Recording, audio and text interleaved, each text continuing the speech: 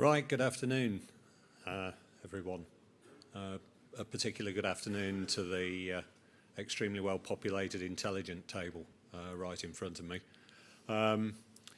They've rolled out the lawyer to talk to you, and of course, whenever they roll out the lawyer, that means that half of the people who might watch you roll out at the same time.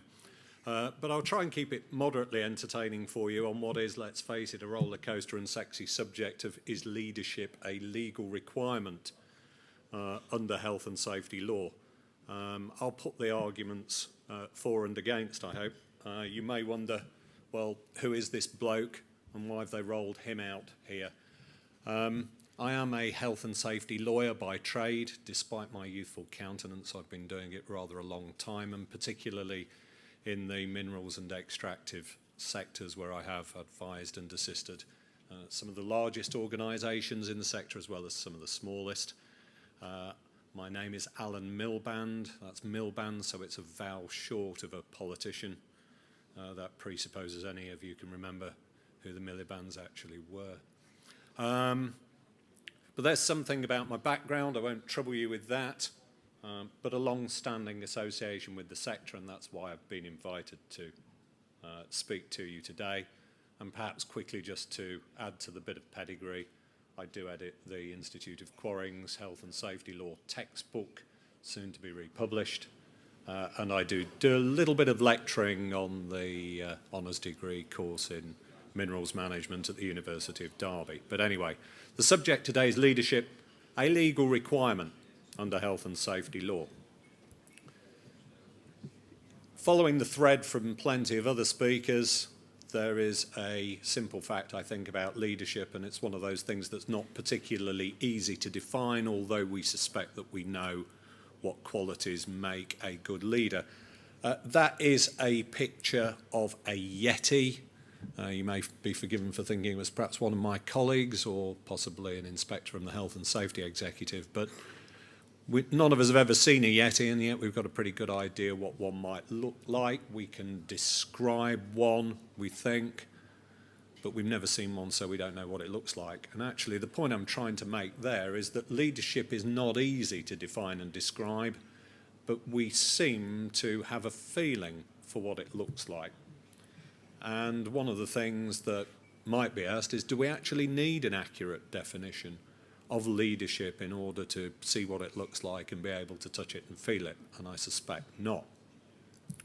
So what do good leaders look like? Not necessarily like that lot, because they indeed may fit within a definition of leader, but they also, as you've probably gathered, fit rather nicely into the definition of dictator as well. And oddly enough, there's a difference between a good leader and a dictator, irrespective of whether some of you think that they may have had some good ideas. So, when I first researched for this presentation some time ago now, because I've presented it previously, and I'm sorry, it isn't like fine wine, it doesn't get any better with age. But when I researched it, I found in particular online something that I thought was quite helpful from Forbes magazine, of all things, which said, what sort of qualities do effective leaders possess? And it gave some examples. Well, they make decisions. They communicate expectations. They challenge people to think.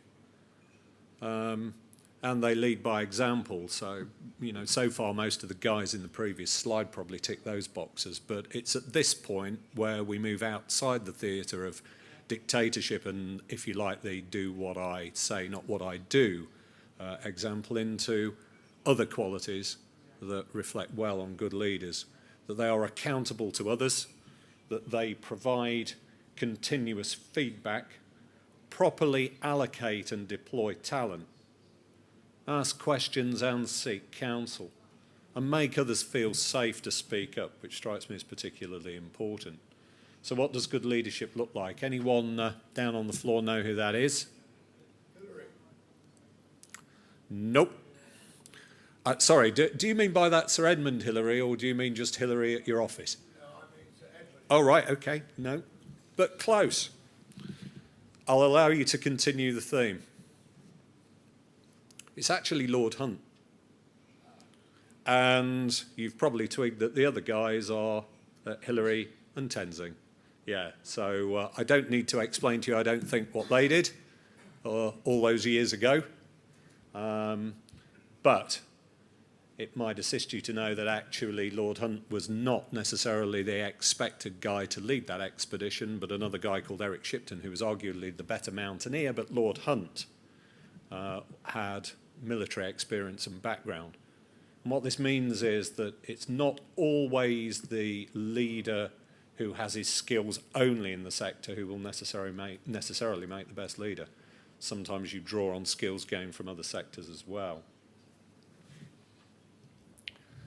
So there we are. Anyone want to tell me who that is?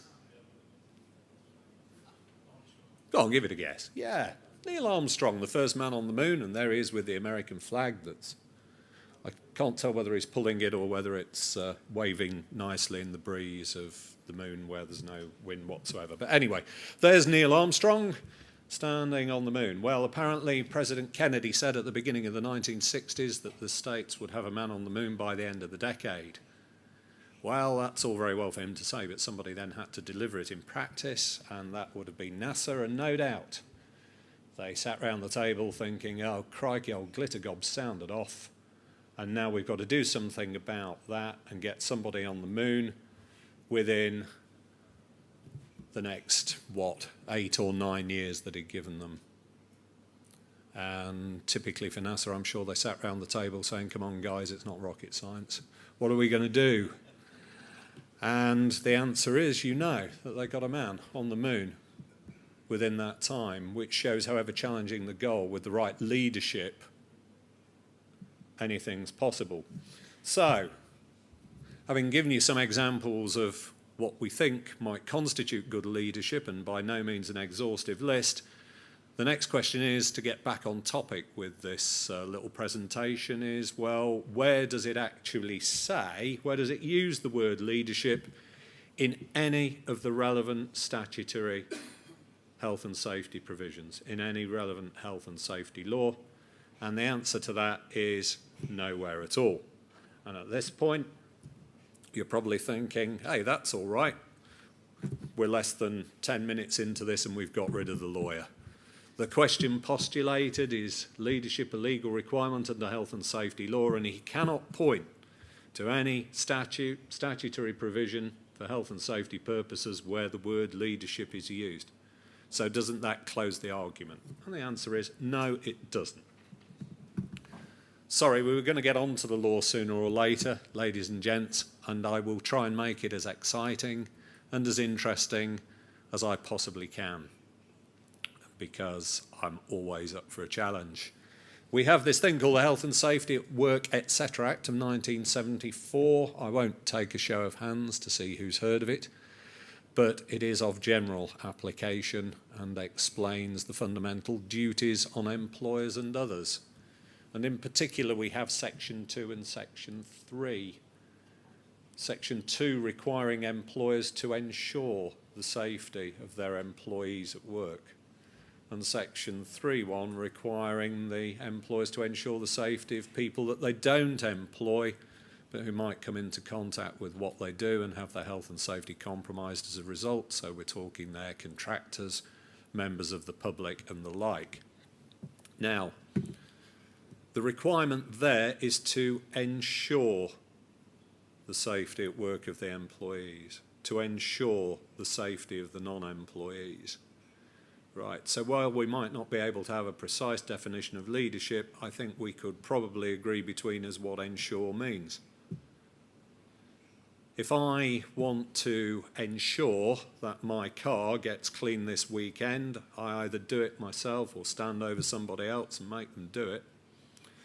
If I give it my best shot but it doesn't get cleaned, or the person I've assigned to the job wanders off because he or she's got something better to do, then I've not ensured it, have I? It's as simple as that. It's a qualified duty, which is to say it's not absolute, because it is subject to the qualification of reasonable practicability. That's not about what's reasonable.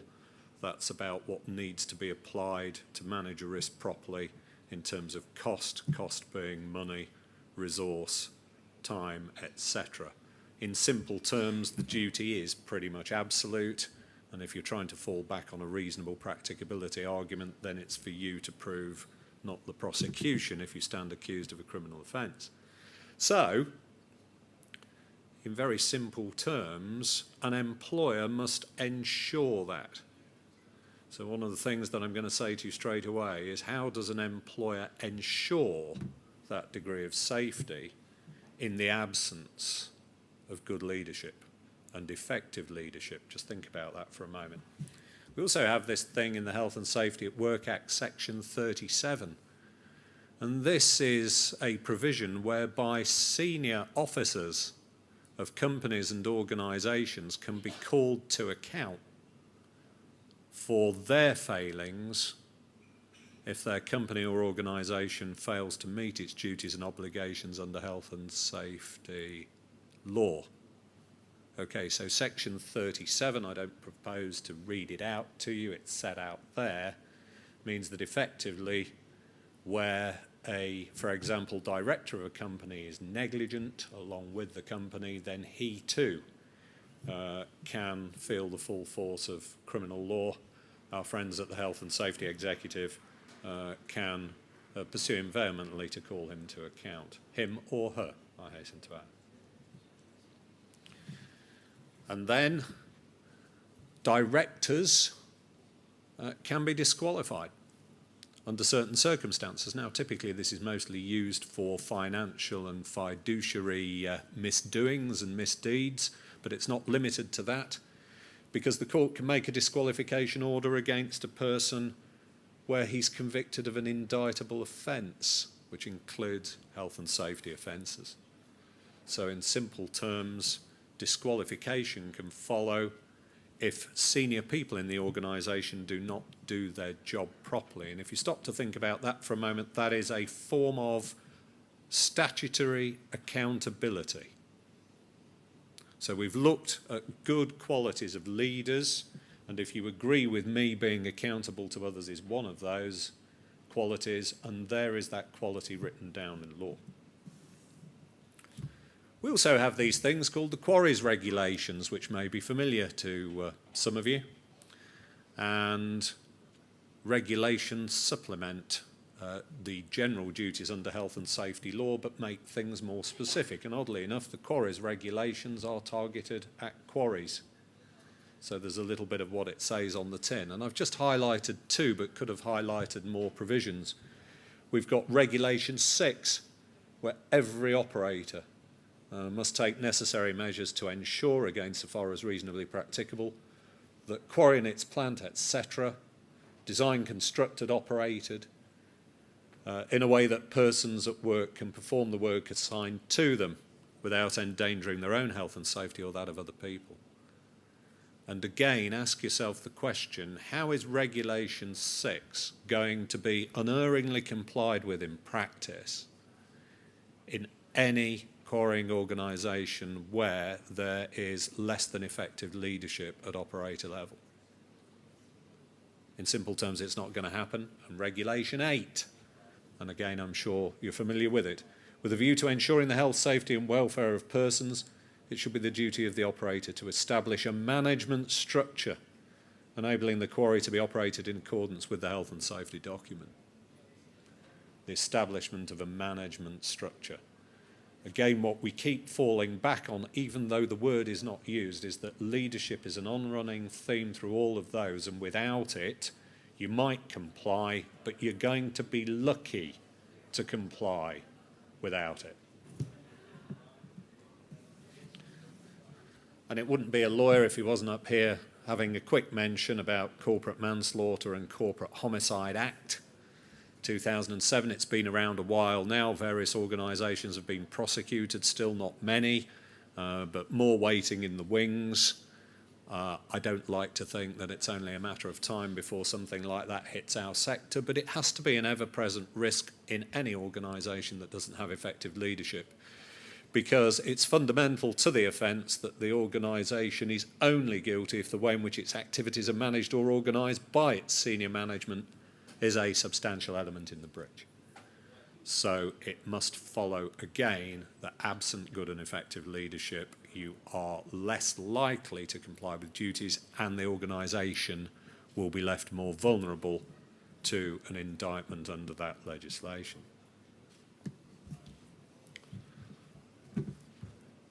Guidance and other similar materials. I don't know if you know, but I'm sure most of you do. Guidance materials are not the law. They are effectively a demonstration of best practice, or how the law can and should be complied with if you're going about it properly.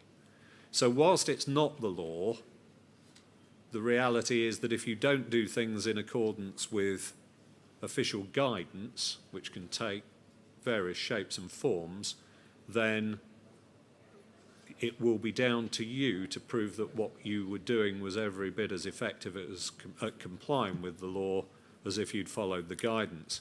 Now, in simple terms, if you decide that the ACOP to the Quarries Regs 1999 is not worth following, then you would have to prove that you were complying with the regulations by other equally effective means. You will not do that, because in simple terms, if you're not following the ACOP, you ain't going to comply with the Quarries regulations, and I'm sorry, it's as simple as that. So even though it doesn't have the effect of law, it's telling you how to comply with it, and heaven forbid if you try and do it by any different means.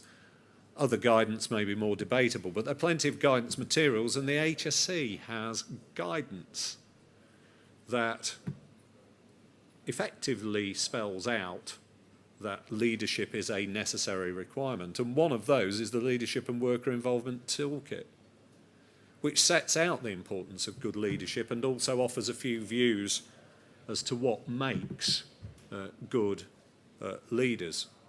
Have a look at it at some point. And I have to stress that even though there is a thrust in the arguments I've been putting forward this afternoon, that I am looking at leadership at, if you like, the very top level, it's important to follow the thread from other speakers. Leadership is at all kinds of levels in an organisation, and the demonstration of good and effective leadership is by no means the monopoly of the people at the top who drive the biggest cars. It goes far further down the organisation than that. So, conclusions. Is leadership a legal requirement under health and safety law? At least what we understand by leadership and what we really in our hearts know that it looks like. Well, yeah, it's fair to say nowhere does the word leadership appear. So we might take the view that in theory it is not a requirement under health and safety law. But in practice, I hope for the reasons that I've set out, it is. Because quite simply, you stand no realistic chance of being fully compliant with your obligations under health and safety law unless there is good and effective leadership. And also I've referred to various statutory provisions from which you'll see that not only is there potential accountability of leaders in the organisation, but quite simply you are never going to fulfil those obligations unless the organisation is very, very well led.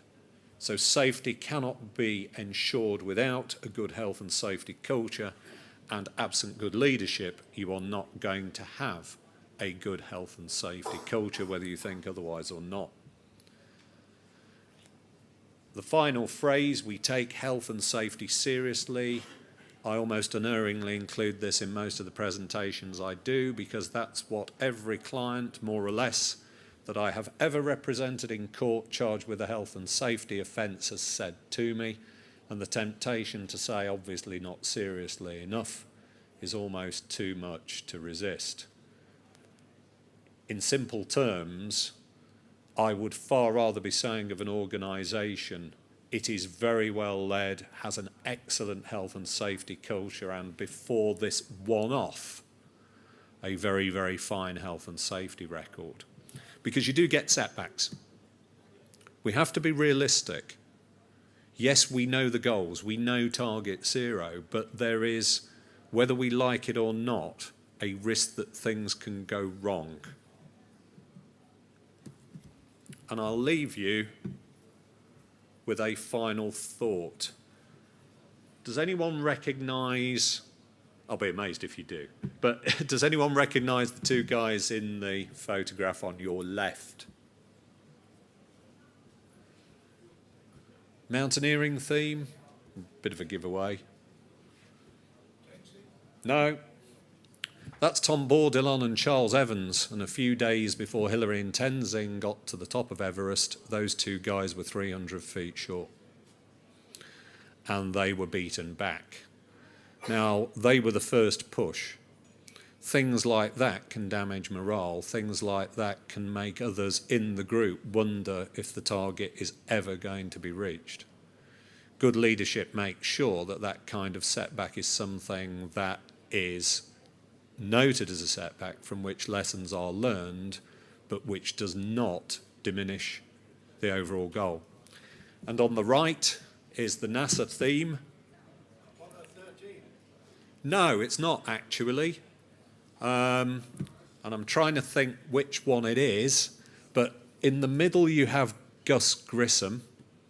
One of the astronauts is Chaffee, and I'm afraid you'll have to forgive me, but I've momentarily forgotten who the third one was. They were going through an exercise on top of a rocket on the launch pad at what was Cape Kennedy in those days, and there was a fire and they all died. So notwithstanding NASA's excellent leadership, there was still major setbacks along the way, and that was probably the most major of them all. But it did not diminish the overall goal. It did not take away the overall achievement. It's Ed White, is it? Ah, good-o. Yeah. Yeah, Google. It's wonderful, isn't it? Yeah. We will soon have the Google section rather than general knowledge on Mastermind. It'd be interesting to see who wins. Ladies and gentlemen, assuming you did, thanks very much for listening. And do any of you have any questions for me? Oh, yes. Is there a danger, listen to what you say, that we delegate leadership? For example, a company, to get around the regulations, if that's the right expression, you will ensure that your middle managers now all get really well qualified, so if anything happens below them, you can say, it wasn't me, Gov, because the bloke down below me was supposed to be qualified to take care of that, so I'm squeaky clean. It's a good question. We're talking scapegoat to some extent, aren't we? But in simple terms, employers can delegate the day-to-day management of health and safety and compliance, but they cannot delegate the duty. And yes, there is a requirement that they bring on board competent advice. And if the middle guys to whom you've referred tick the boxes on the relevant competencies, but still something goes wrong, there is undoubtedly a protective layer between the top guys and what's happened. But you can rest assured that those who will investigate you, particularly for very serious matters, the health and safety executive, heaven forbid it could be the police in respect of a fatality, will look very, very closely at what went wrong at middle management level, what were the true root causes, and will also look at the roles and responsibilities of the very senior guys in the organisation to check whether the delegation is proper, satisfactory and acceptable in all the circumstances, or if it was something of a brazen attempt to try and create a layer of protectivity between senior management and potential wrongdoing. So in answer to your question, I wouldn't agree that they can simply palm it off, but I would agree that done properly it affords a moderate level of protection. I won't go further than that. Anything else? Yes. Just following on from that theme, obviously Quarry's regs are pretty damn unique as regulations go. Yes. The main two parties to that are the operator, the person working with Quarry, as opposed to employer and employee. Yes. So it provides an 8.1c and an 8.1d specifically to take the legal responsibility for safety for the person who has been the body Sure. of the operator. Yeah. So it seems to me that the leadership, the top leadership, if you like, has been devolved right down to the 8.1c. And is it right that the 8.1c really is in the firing line for leadership and responsibility? Well, what I would... Physically on the Yeah, what I would argue is that your 8.1c and your 8.1ds are the guys who have to be there to show that the quarry is being properly managed whilst it's operating on a day-to-day basis. But how the regulations are drawn is simply showing what the operator must have in place to ensure that requirement. It does not mean that the operator, particularly when you hark back to, for example, Regulation 6, it doesn't mean that the operator is devolving responsibility onto the 8.1c, although I'll happily admit that 8.1cs and Ds do carry a significant degree of day-to-day responsibility. There's no argument about that. But I wouldn't accept the proposition that the law is so structured that it's absolved duties on the operator by some other means, because I don't accept it has. Do you think the changing in sentencing guidelines are going to concentrate people's minds more to how they manage their health and safety? I don't know. And the reason that I don't know is because they ought to, but at each and every point in the history of health and safety law where we've increased the potential punishment on offenders, I'm not persuaded that it has anything other than a little bit of a short-term shock effect.